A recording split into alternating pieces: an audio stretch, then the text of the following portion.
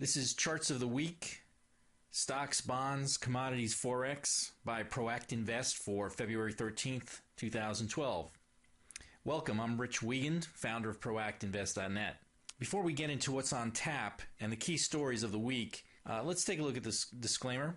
And that can be found under this menu right here where it says disclaimer. This presentation is not a solicitation to offer or buy securities or participate in any sort of investment program. As the principal of ProactInvest.net, I may have positions in the securities discussed in the presentation. Trading or investing in stocks, bonds, ETFs, options, futures, mutual funds involves risk. You should do your best to understand these risks by researching and comparing them across the major asset classes and security types. If you're not experienced managing investment portfolios, I suggest that you meet with an experienced fund manager with a proven track record. Okay, on tap for this week, we don't have many earnings reports to be that mindful of. Essentially, earnings season is over, but we do have a couple of important economic statistics coming out.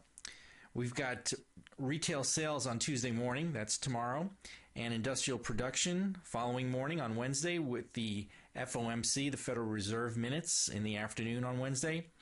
And then Thursday we have the PPI, which is the Producer Price Index, which is basically supply-side inflation figures. And Friday we have the Consumer Price Index, which is the consumption basket inflation figures. So it should be very interesting. Those inflation figures should be something to pay attention to. If there are any surprises in terms of inflation, we could see the bonds, TLT, break key long-term support at the 115 level. Let's take a look at the chart. Here we can see the TLT, and it's hovering above a key support level of 115. This is a long-term chart, a weekly chart. And we're thinking that if the inflation figures are pretty strong, like upwards of 3% on a year-on-year basis for both the PPI and the CPI, we could easily see TLT fall below the support level.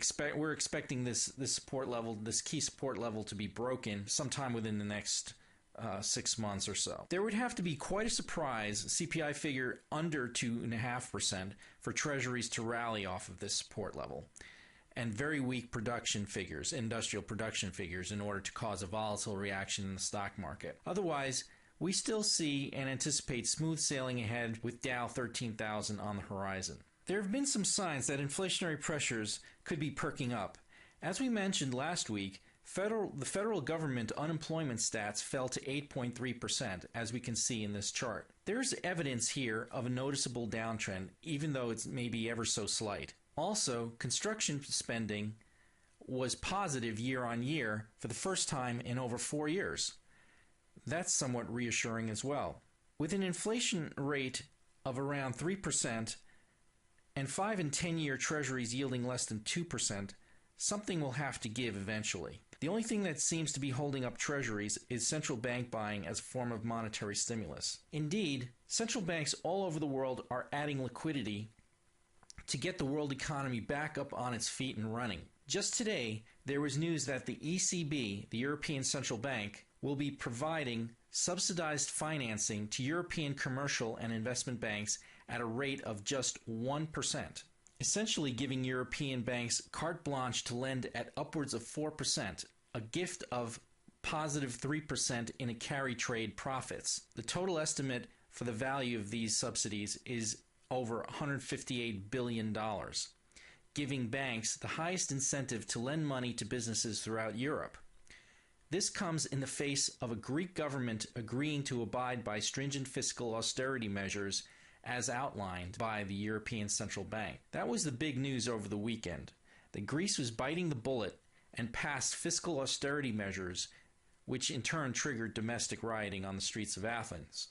With Europe and the US on a fiscal diet, it is the central banks, namely the European Central Bank, the Fed, and even BRIC central banks in China, Brazil, and India, that are picking up the slack by pumping money into the global economy, keeping the cost of capital low. This eventually will lead to inflationary pressures. This will be more apparent on the long end of the curve as opposed to the short end of the curve, because the central banks typically can control the short end of the curve better than they can the long end. In addition, As we saw from the latest government report, the U.S. international trade balance is not improving. In fact, it's gotten even a little bit worse over the past quarter. This is not a self-correcting phenomenon, as it normally is. Usually, trade deficits are corrected either by depreciating the currency or increasing the savings rate.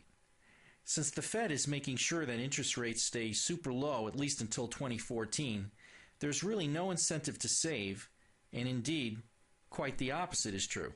There's an incentive to spend by consumers, which is what the Fed wants to help stimulate the economy. So the dollar will have to weaken eventually. That is, only if China's central bank allows it to. The only natural development that will help correct this imbalance would be for Treasury rates at the long end of the curve to increase, which would cause further curve steepening. And I believe that over the next 6 months or so, we'll see this area taken out. Something has to give, either the dollar or interest rates. I suspect that it will be long-term U.S. government interest rates that will have to break higher eventually. With the reassuring news coming out of Europe, dollar-euro has stabilized above the 126 level. This is a key support level. Now, a test of 133 is highly likely. We're not sure yet whether it will break out of this 133 level, but it looks for now that this support level is holding up fairly well. Turning to the U.S. stock market, Proact Invest's swing models are predominantly still bullish, and that eventually we will touch Dow 13,000 plus 100 or so. As we mentioned in previous weeks, we still like the cubes. As we see from this long-term chart, and we've shown this before, the cubes have penetrated this overhead resistance level around the 63 area, and we're poised to move higher from here. We still like technology, with Apple leading the way, having finally reached $500 a share. That's something to celebrate. With the measurable rebound in construction spending and real estate of late, as well as the fact that BRIC nations and central banks are in an accommodative monetary policy mode, we like residential home building companies from China and Brazil. The ones that are particularly attractive in terms of growth prospects and reasonable valuations are one from Brazil called Gafisa, ticker symbol GFA, which is an ADR. It's currently trading around $6 a share. But once it breaks the $6 level, it can move higher to around the 10 area over the long term. It also pays an attractive dividend yield of 3.9%. The other home building company that we like is from China. It is Jinwan Real Estate Company, ticker symbol XIN. Jinwan Real Estate has formed a nice base formation here and is poised to move higher over the long term. It also pays an attractive dividend yield of 3.8%. Well, that's it for ProactInvest.net's Charts of the Week for February 13th, 2012. Please check out the YouTube video version of this report by searching on the ProactInvest.net channel in the YouTube search box. For your information, I'm in the process of completing a video tutorial entitled, "Should I have convertible bonds in my portfolio?" This was a question that one of my subscribers asked me. When this video tutorial is completed, I'll send out a link via email to all subscribers. If you want to get access to the link, make sure you sign up in the opt-in box in the upper right corner of the ProactInvest.net website. And please spread the word about ProactInvest.net to all your friends. Greatly appreciate it. Thanks for your interest and have a great week.